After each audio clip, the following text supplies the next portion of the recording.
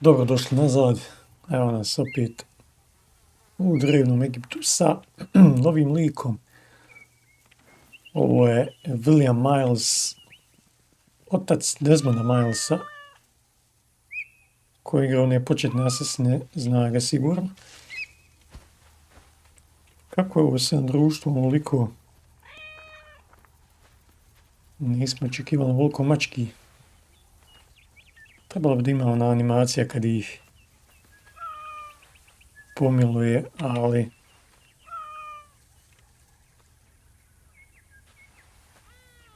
pa izgleda da to ne može, a može.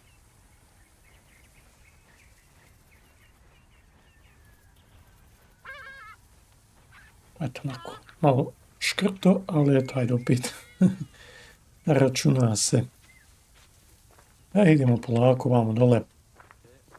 Da, vidimo, nećemo odmah u Gizu, hajde idemo redom, svakako ne treba predugo do dole, a ova nam je tura usput, pa da je obavimo. Negdje smo se uvalili u neko blato. Baci idu za nama, ajde. Da je ono istraži.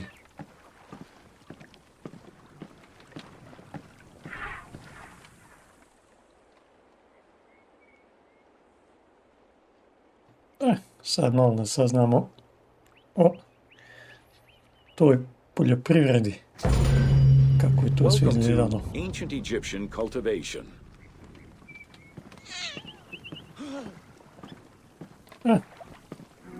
Kako bi jašao 9 tački The čini new se. grain types of the Ptolemaic period required a great deal of water. Farmers needed to ensure they had effective, consistent irrigation. The Nile's rising and receding waters naturally irrigated most of the crops.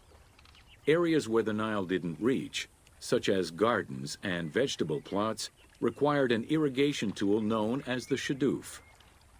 The shadoof allowed easy transport of water from its source. It consisted of a tall wooden frame with a long pivoting pole and suspended bucket. The system could be raised and lowered with little effort.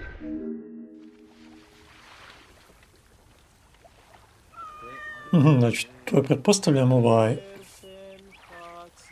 kako ću je nazvat, ovaj sistem ovdje, gdje se voda izvlači iz rijeke dole preko spravi ovaj kanal, pa onda ide ovamo.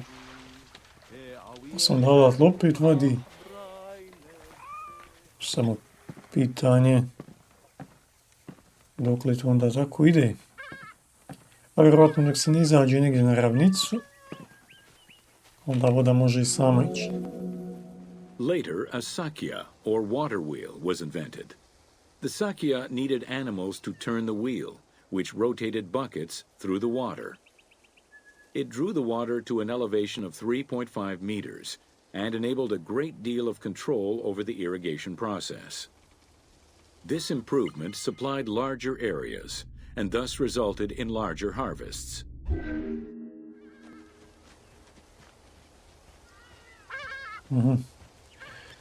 Ja, znači onda se koristili životinje da bi se, da bi se taj proces malo olakšao, iako nisam najbolje shvatio tačno kako.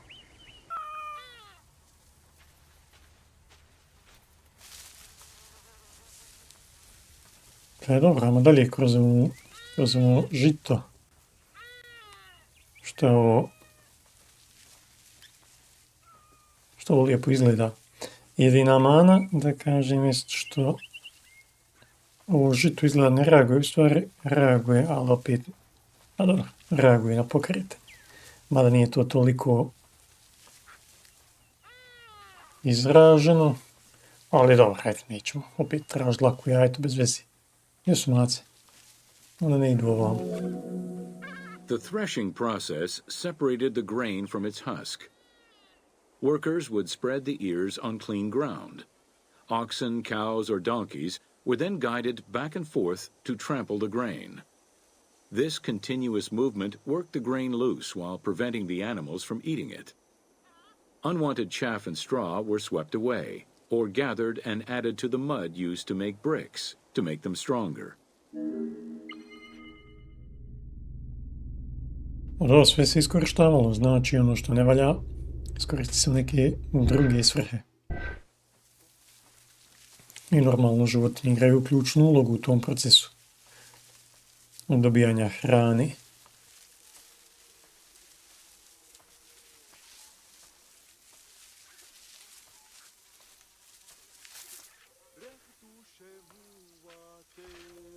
Ajde, nećemo, gledat ćemo da se ne uvalimo opet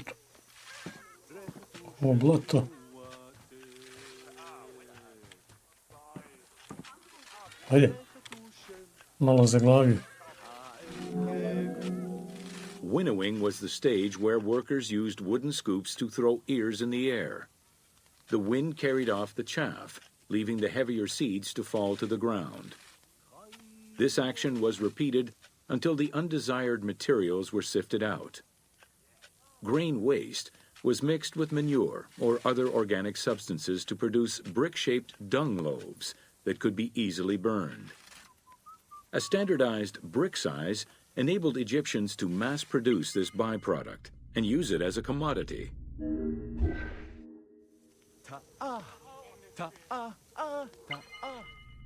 Šta su cigle dobijali iz ovoga? Ako mene prijevod ne zeza. Ali dobro, u svakom slučaju sve se iskorištavalo. Što je logično, kad je velika proizvodnja, onda je veliki otpad, tako da uvijek je bolje iskoristiti neke korisne svrhe. Što je lijepo vrijeme sad ovdje, malo djelomično oblačno, što bi se reklo.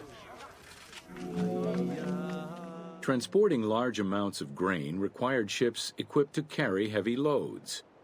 These goods were moved during the Nile's flooding season, when the river was deep enough for large ships. The transports stopped at checkpoints to accommodate customs and police controls, as well as for technical requirements and weather conditions.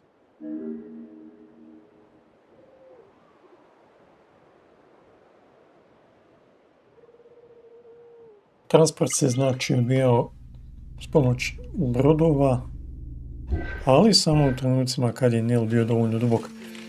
Mada oni su to naravno znali kako idu te faze, pa sam da to mogu iskoristiti. Ali Nil, definitivno ključna uloga u svemu ovome. Mislim da nije Nila, vjerojatno ne bilo ni Egipta. Ili bar ne ovakvog kakav jest i kakav je bio u prošlosti. Having reached Alexandria's inner harbor, the wheat was unloaded under the supervision of a civil servant in charge of wheat management. Portions were distributed to Alexandria's city market, and the remaining stockpile was either exported or stored in warehouses.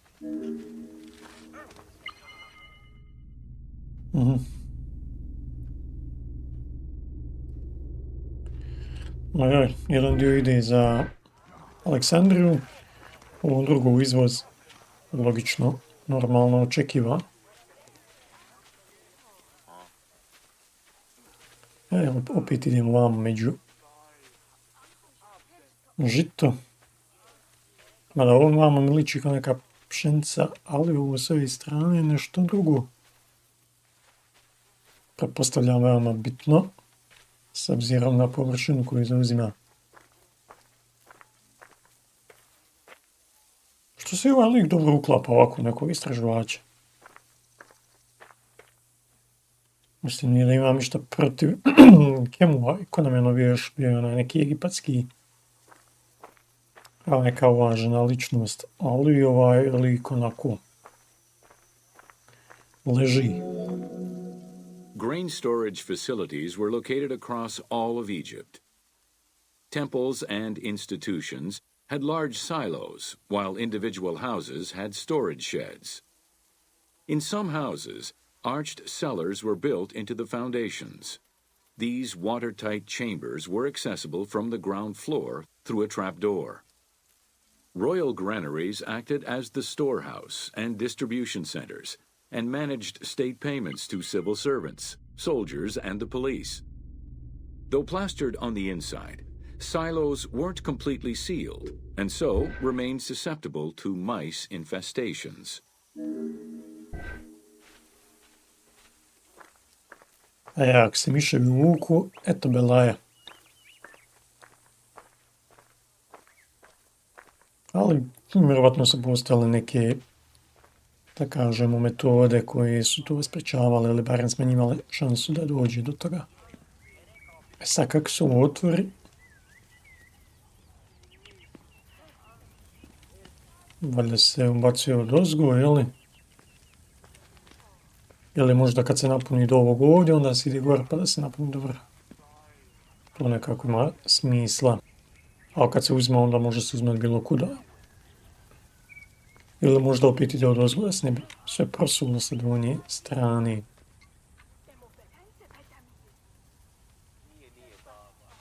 Malo svemu se moralo misliti.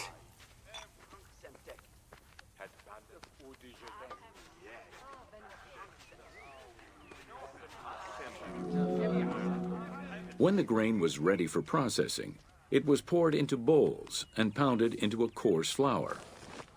That flour was then passed through a sieve to make it of finer quality and further ground between stones.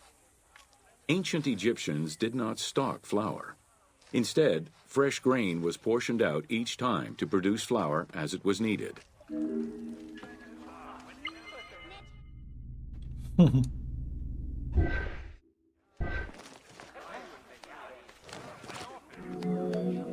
Evo The odmah sieves odlazimo used by posljednji korak. ancient Egyptians were unable to filter out sand and stones. Grit often passed into the flour, causing long-term tooth abrasions among all classes of Egyptians. Eto problema. Pošto je pijeska bilo svugdje,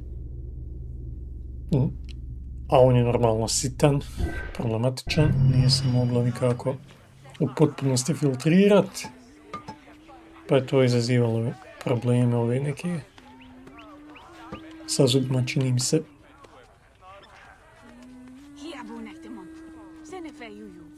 Kod svih, da kažemo, tih klasa, nebitno da li si bogat, siromašan,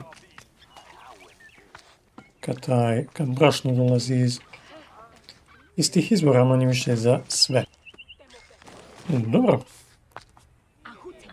Znači, ova tura je završena, da vidimo možemo li šta imamo ovamo dole.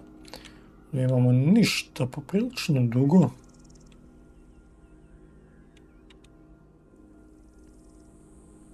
Dobro, imamo ovu faunu, što nije dugo, tako da možemo se brzinski prebaciti tu dole i onda ovo je ta logika koju slijedimo, jer idemo onda dole na jug, pa ćemo samim tim doći i do Gize. To je ono što nam je, da kažem, najbitnije. Ajmo se brzinski prebaciti ovamo. Ovdje ima nekih informacija, ali ne stigo smo vidjeti čemu se radi. Znači otišli smo malo južnije, opa. To je ovo neki antilop. Pa da upoznamo malo taj životinjski svijet. Welcome to Fauna of Ancient Egypt.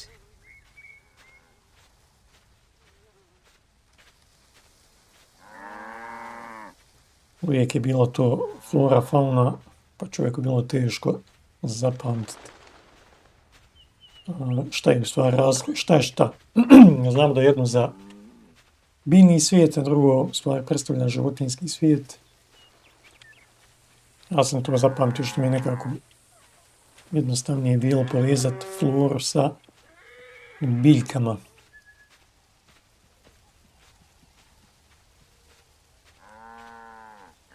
Ono je gore. Neki lovac, vjerovatno. Samo ne znam šta ćemo na neki konji.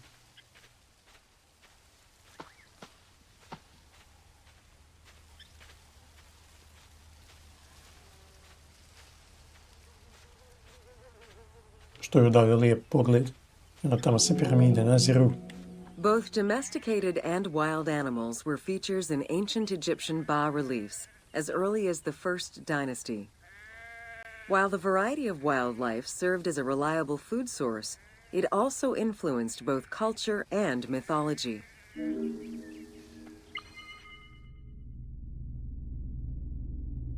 Da, logično.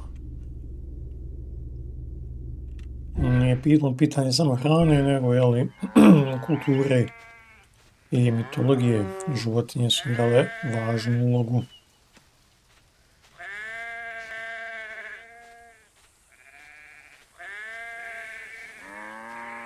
Što je ono gore nekakav neki bivo?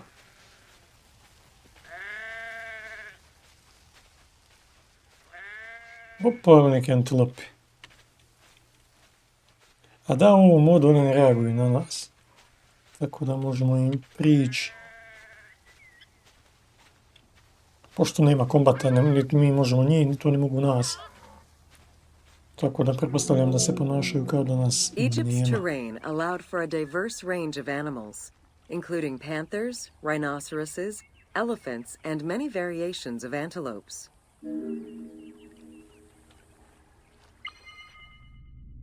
Da, tu su antilope, neka figurica. Gazela iz 18. dinastije.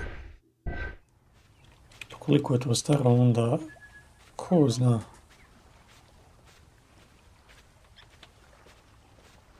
To što nema kombata interesuje me kakav bi bio susret sa nekim krokodilom.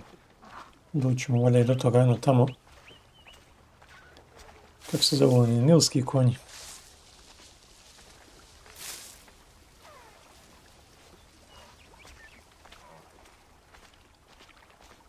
U igri su i oni onako zafrkani.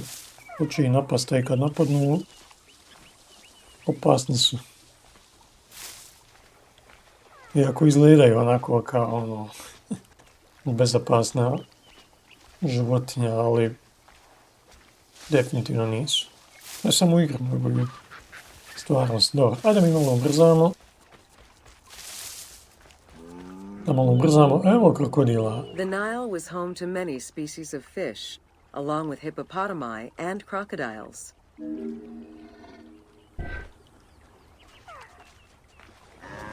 Ovdje ima nešto mnogo informacija, samo nam navode stvari šta tu živi.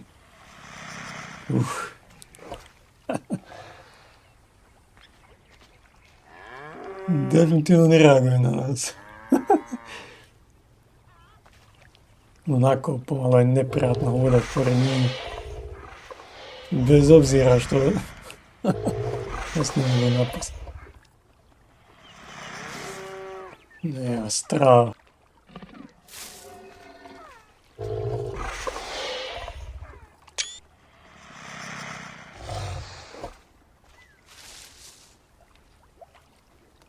Koliki samo stvar.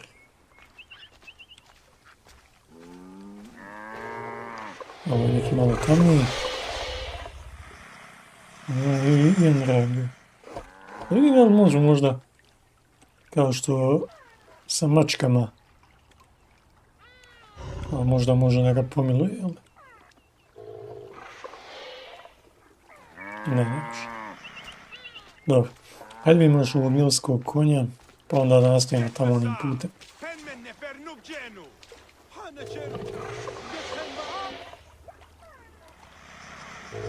Kolika glava, samo kolika usta. Još ovi zubi, nije niču dovoljno što ima ono jak stisak. Tako da oni krokodili mogu onako jedni s drugim, jer tu vjerovatno niko ne smije napasti. U prvom redu mislim na krokodil. Ali moguće da ne imamo nekakav čamac da prijeđemo preko, ali hajde možemo ovako. William je istraživač. Stvarno ne znam da li u igri. Nisam došao do tog dijela. Ali ovdje definitivno jeste. The wide variety of birds that populated the riverbanks, from raptors and waterfowl to songbirds, were all catalogued within Egyptian hieroglyphic signs. Encounters with reptiles and insects, such as cobras, scorpions, and scarabs, influenced hieroglyphs and art. Jest, pa to se da vidjeti. Mnogi ovi hieroglifi u stvari su u obliku nekih životinja. Posebno ptica, jel ta prva pada meni na pamet. Ovdje spominje još i neke insekte, zmiju, to jest kobru. Iako se baš ne sjećam tog znaka. Evo nam je tačka malo dalje, pa ćemo malo ubrzati. Samo da ne propustimo nešto bitno.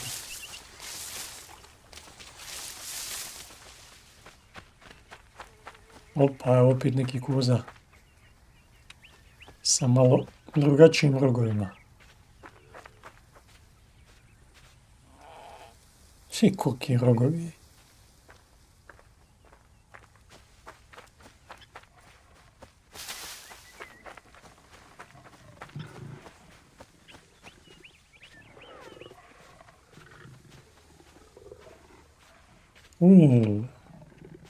Pa je lovis tu. While all animals had sacred meanings, lions in particular represented power and royalty to ancient Egyptians. They were so prized by pharaohs that they were hunted to extinction within Egypt. Pa ja mislim ako su ovoliko cijenjeni da ih nisu ubijali, ali nešto, oni njih bukvalno istrijebili. Ne znam da li sad tamo ima, vjerovatno nema. Mislim da me neko ovako pita, malo lovova tamo i tu regiji Egipta i da li je ikad bilo, rekao bi vjerovatno ne. Ali eto, nekad je bilo i nažalost ljudi odrade svoje. Šta da bi napravio krzno od njega? Nešto. I jadno i bijedno. Tu je bila je lavica, evo je, ona je nešto... Nije nešto držaljubiva izgleda u pokretu, je stalno.